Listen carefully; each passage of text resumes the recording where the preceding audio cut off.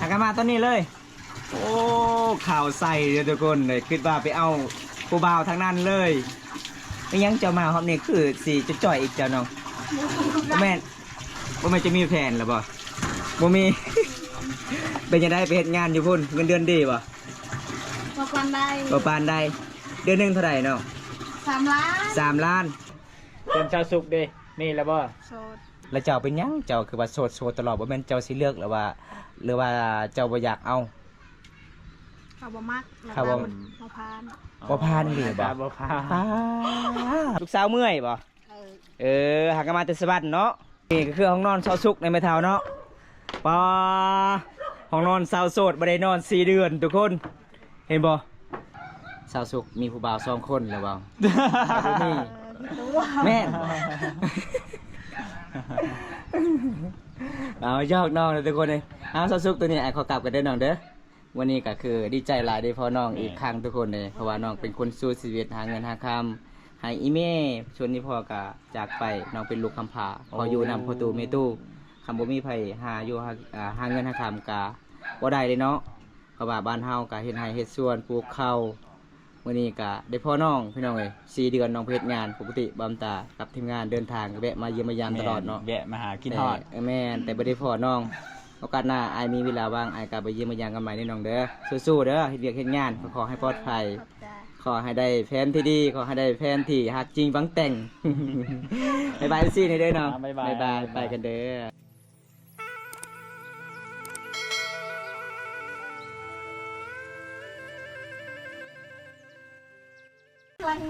ล้างหน้าจะมามื้อใดจะมามื้อใดหากมาตอนนี้เลยโอ้ข่าวใส่เดี๋ยวทุกคนเลยคิดว่าไปเอาผู้บ่าวทางนั้นเลยไม่ยังจะมาครับนี่คือสีจะจ่อยอีกเจ้าน้อง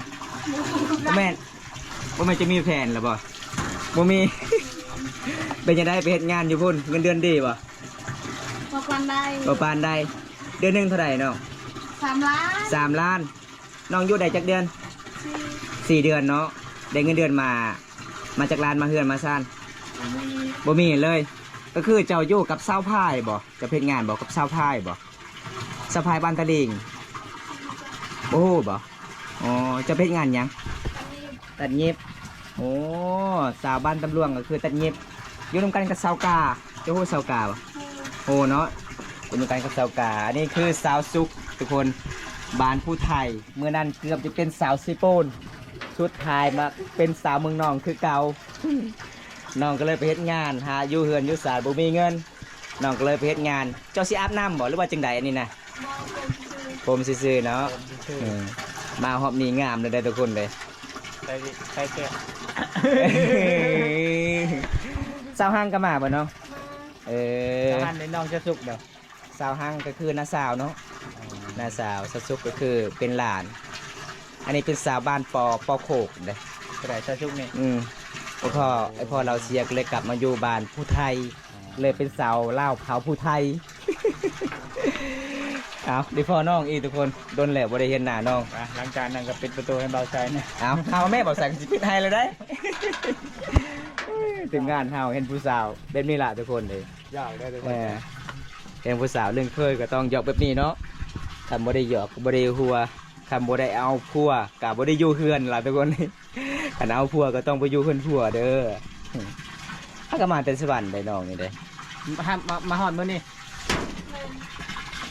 จ้างรถเตสบันหาเมืองน้องประมาณจักแสนเนาะ3 แสน2 แสน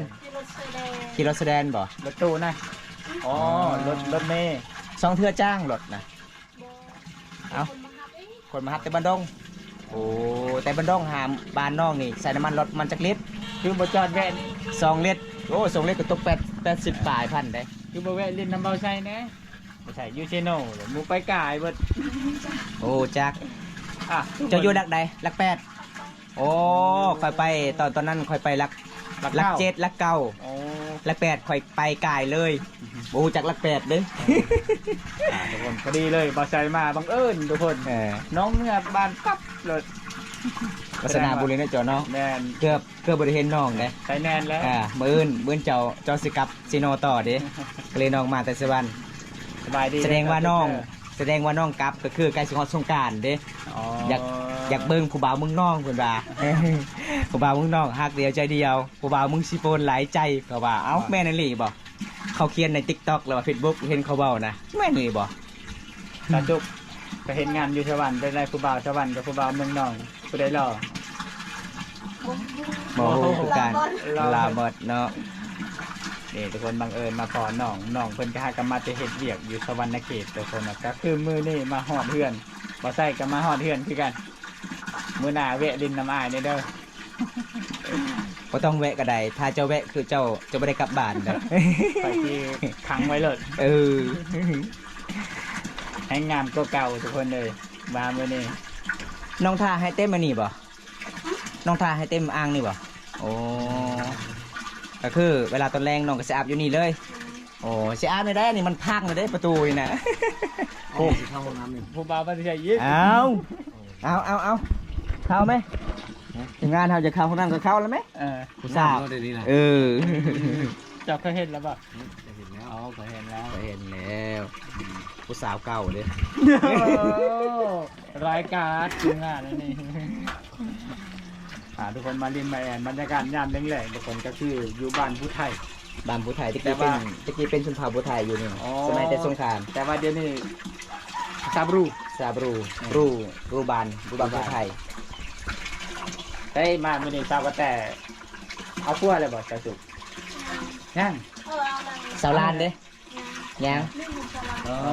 สาวลานก็มาสาวลานสาวลานมาคนมีตุยเนาะ ใช่ ตุยดีแต่สะดึงโมเมนเรามีผู้บ่าวแล้ว ก็คือ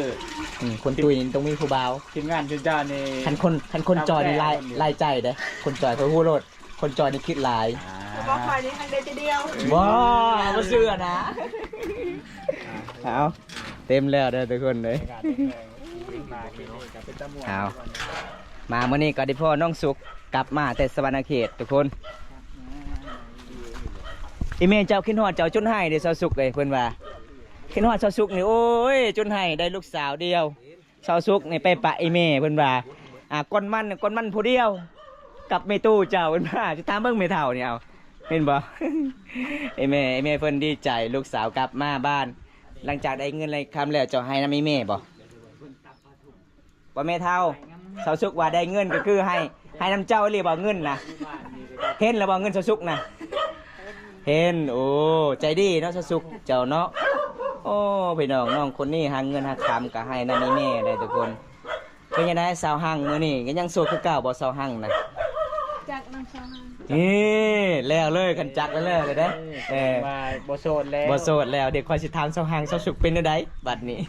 ไอคอนน้องกับโบโซนแล้วบัดนี้เป็นชาวสุกดินี่แล้วบ่ โสด โอ้ก็เดียวว่าติด โสดแต่ยับรถจีบได้เพิ่นว่ามีแฟนแล้ว ก็เดียวว่า อยาก มา เลยทุ จาก กคน เฮ็ดงานเดี๋ยวติดไม้ติดมือมานำ เอาหลายๆคนในเวลาเพ็นงานนี่มีผู้บ่าวมีผัวเลยมานำอยู่บ้านสบึกกับคนหนึงเอาผัวทางลุงพะบางเลย แล้วเจ้าเป็นหยังเจ้าคือว่าโสดตลอดบ่แม่นเจ้าสิเลือกหรือว่าเจ้าบ่อยากเอา เขาบ่มัก เขาบ่ บ่พาน บ่ผ่านดิบ่ บ่ผ่าน ป้าพี่น้องเอ้ยเพิ่นว่าบ่ผ่านเด้อถ้าบ่ได้ให้น้องผ่านก็มาหาน้องได้เด้อทุกคนเด้น้องฮักบ่เกี่ยวเรื่องอายุมันแม่นแท้บ่ทุกคนค่อยถามแม่เพิ่นว่าถ้าบ่ได้มีเมียแล้วลูกข่อยบ่ฮับเด้อโอ้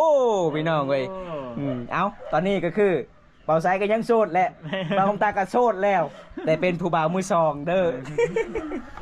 อยากนอนนะทุกคนเลยแม่เฒ่าเพื่อนก็ใจดีเวลาเราไปงานดองแม่เฒ่าเพื่อนก็ไปเอากินข้าวกินน้ำเนาะใจดีเด้อีเมลเจ้าได้สาวสุกเลย เจ้าฮู้บ่คอยมาจอบเจ้าจักเทื่อแล้ว 4-5 เทื่อ 4-5เทื่อเลย ทางโลดแม่เฒ่า มาเมื่อนั้นแม่บอกว่าโอ้สาวสุกไปเมื่อวานนี่โลดว่า ไปรอบนี้ก็ยังบ่มาจนมาฮอดมื้อนี้บังเอิญเลยมื้อนี้ก็น้องก็พอดีมาฮอดเฮือนพอดีทุกคนเลย สาวสุกเจ้าก็ทำเป็นบ่สินบ่ เห็น แล้ว เริ่มแล้วคันทาอยากพูดจักต้องเรียนต่อเนาะอ๋อแสดงว่าเจ้าขึ้นนำผู้บ่าวร้ายจนลืมสินน่ะ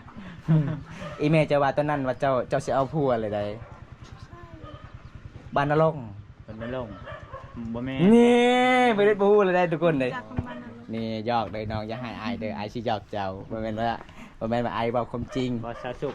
เจ้าไปเฮ็ดงานอยู่สมานเขตคืองานอีหยังเนาะ ตอนนี้ ตัดเย็บก็ให้เดือนหนึงเท่าไหร่เดือนนี้ 3 ล้าน เป็น OT เด้ 2ล้าน8 รวมทั้ง OT เลยบ่อ๋อก็คือเข้างาน8:00น แม่ เลิก5:00นเลย เลิกคันว่า OT เลิก8 โมง เลิก8:00น คันบ่ OT เลิก5 โมง อ๋อแล้วโอเขาให้ชั่วโมงนึงเขารวมทันเลย ชั่วโมง20,000 เดือนนี้น่ะโอ้แต่ ชั่วโมงหนึง แต่ 2,000 ก่อน ไปเฮ็ดเวียกน้ำอ้ายซะชั่วโมงหนึง30 แต่ก่อนนี่7,000เลยแต่ก่อนน่ะ7,000หรือ5,000เลย3ชั่วโมงนี่เขาให้20,000แต่ดีเลยเดี๋ยวนี้ได้ชั่วโมงหนึง20,000ก็คือเจ้าก็เป็นเนาะมีแต่บ้านเฮาบ่อยู่ในหั่นน่ะ อยู่ค่ะ อยู่สวรรค์น่ะ จนมันกันกับเซากา แม่นบ่ อืม โอ้เจ้าก็ฮู้บ่ชาวกา อืม โอ้เป็นหมู่กันห้องเดียวกันนี่ บ่ คนละห้อง เวลานอนอยู่ในพูนก็คือเฮาเซาเองบ่ห้องบ่ เซาเอง โอ้ เซาเอง กินเด้กินข้าวบ่ กินข้าวเอง โอ้ คือได้ว่าเขาเลี้ยงแบบตอนเช้า ตอนแรงแล้วไปซื้อกินเองแบบนี้บ่มี บ่ ตอนเที่ยงกันบ่มีอีก ห้องนึงนี่เดือนหนึงเท่าไหร่น้องเขาเจ้าไร 4,500 4,500โอ้ยังใจดีเนาะ จักคน โอ อยู่ เคใจดีอยู่ 4 คน 4 คน คนละ จะได้ 2 คน อ๋อ แต่เขาให้นอนเป็นคู่หาขีกบ่ได้ เอาบ่ได้อยากมาก็ต้องมาหาสาวสุกเด้อทุกคนเลยหลังจากวิทย์สงกรานต์แล้วก็คือน้องอยากไปเฮ็ดต่อบ่ บ่ฮู้คือกัน บ่ฮู้กันเนาะยังเบิ่งก่อนเวียกเฮาเนาะ ถ้าบางทีไปสงกรานต์แล้วก็มีผู้มักแล้วก็อาจจะบ่ได้กลับ ก็คือถ้าบ่ไปก็บ้านเฮาบ่มีเวียกเฮ็ดเนาะ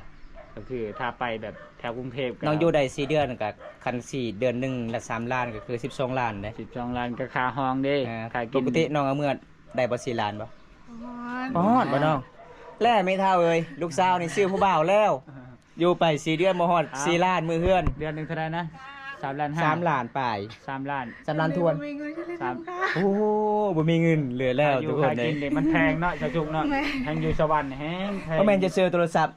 iPhone 17บ่คือบ่มีเงินกลับบ้านนะ ขนาดบ่ใส่นี่เฮ็ดอยู่กรุงเทพก็ยังบ่ได้เลยยังบ่พอเดี๋ยวนี้ค่าของมันแพงแหละทุกคน แม่แม่ อยู่ลาวนี่ก็คันว่าบ่เฮ็ดบ่หามันก็บ่มีแนวเฮ็ดเนาะถือก็จะเป็นต้องไปเฮ็ดเวียกเฮ็ดงาน บางคนก็บอกว่าสาวลาวเป็นหยังคือบ่ไปเฮ็ดเวียกเนาะแต่จริงก็อยากไปแต่มันก็บ่พอได้ทุกคนเลยแบบนี้แหละค่ารถอยู่บ้านเฮาก็200,000แหละมาต่ออยู่บ้านอีกน้ำมันรถอีกไผไปหับเนาะไผมาหับมาบ้าน นาบาวบ่อ๋ออัด3เลยอ๋อจักคันมีรถ 2คัน 2,000 แล้วก็20ล้านเด้อายลาวบ่มาครับบ่ 2 ล้านเมื่อวานนี้เราเมื่ออ้ายเรามา อ๋อแสดงว่า คนละมื้อ คนละมือ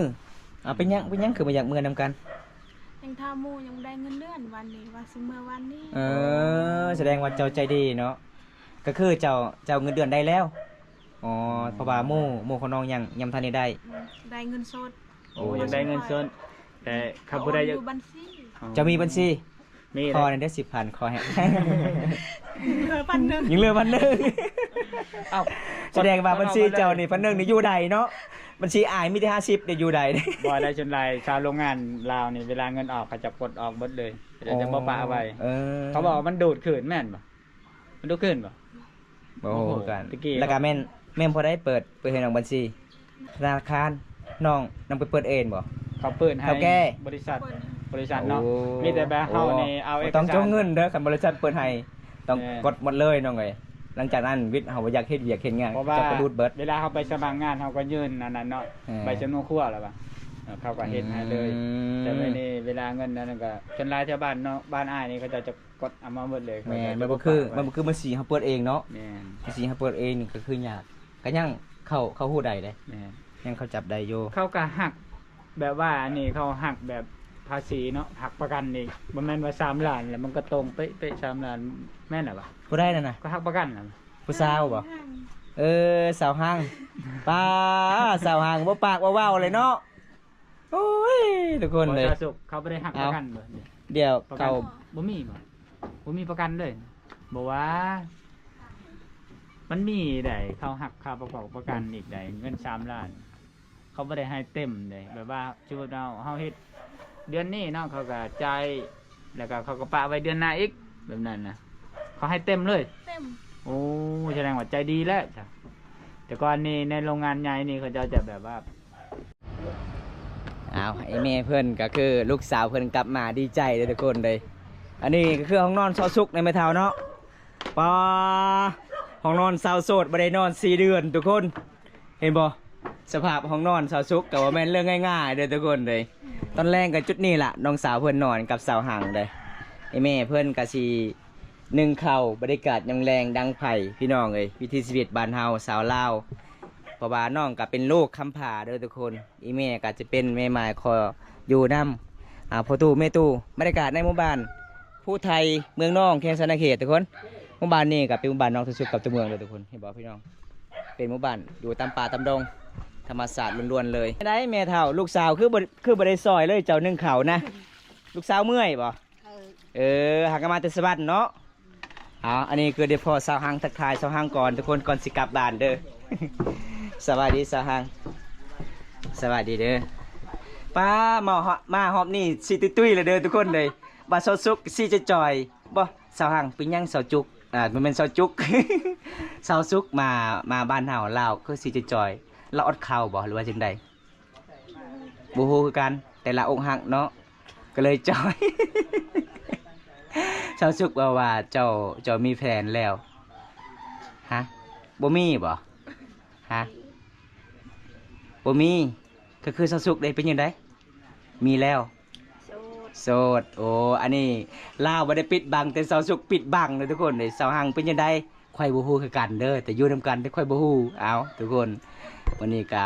สิกลับบ้านแล้วทุกคนเดี๋ยวพอน้าสาวกับหลานเพิ่นไปเฮ็ดงานแต่สวรรค์ปอมตากาสิปิดแบบนี้ก่อนไอ้กลับกันเด้อสาวหางเด้อบ๊ายบายเนี่ยบ๊ายบาย ง่ายมาลักแปดแล้วจ้ะแต่ก่อนอยู่ลักสี สาวยังสาวยัง อ้าวว่า สาวหางหายเป็นยัง ฮะ เราหาย ให้ เอ๊ะ เอา เราว่าขึ้นหอดผู้บ่าวสวรรค์ เย้า อีหลีเจ้าคุณถามเบิ่งเราหายแล้ว โอ้ เราว่าขอถามมาเป็นยังสาวหายสาวสุกมีผู้บ่าว2 คนหรือเปล่าบ่มีแม่น เอายอกน้องเลยทุกคนเลยเอาสาวสุกตัวนี้ไอ้ขอกลับกันเด้อน้องเด้อวันนี้ก็คือดีใจหลายได้พอน้องอีกครั้งทุกคนเลยเพราะว่าน้องเป็นคนสู้ชีวิตหาเงินหาคำให้อีเม่ชวนนี่พ่อกะจากไปน้องเป็นลูกคำผาพออยู่นำพ่อตู่เมตู่คำบ่มีไผหาอยู่หาเงินหาคำกะบ่ได้เลยเนาะเพราะว่าบ้านเฮากะเฮ็ดไร่เฮ็ดสวนปลูกข้าววันนี้กะได้พ่อน้องพี่น้องเลย4 เดือนน้องไปเฮ็ดงานปกติบำตากับทีมงานเดินทางก็แวะมาเยี่ยมมายามตลอดเนาะ แวะมาหากินทอด แม่นแต่บ่ได้พอน้องโอกาสหน้าอายมีเวลาว่างอายก็ไปเยี่ยมมายามกันใหม่นี่น้องเด้อสู้ๆเด้อเฮ็ดเวียกเฮ็ดงานขอให้ปลอดภัย ขอให้ได้แฟนที่ดีขอให้ได้แฟนที่ฮักจริงฟังแต่ง บ๊ายบายซี่นี่เด้อน้อง บ๊ายบาย บายไปกันเด้อเอาทุกคนตอนนี้บำตากะสิปิดคลิปก่อนเด้อทุกคนเลยตอนนี้เฮากะเดินทางมาหมู่บ้านนี้กะละลายเทื่อบ่ได้พอน้องวันนี้ได้พอน้องครั้งแรกก็เลยแวะมาเยี่ยมมายามน้องเลยทุกคนเพราะว่าน้องก็หากะมาแต่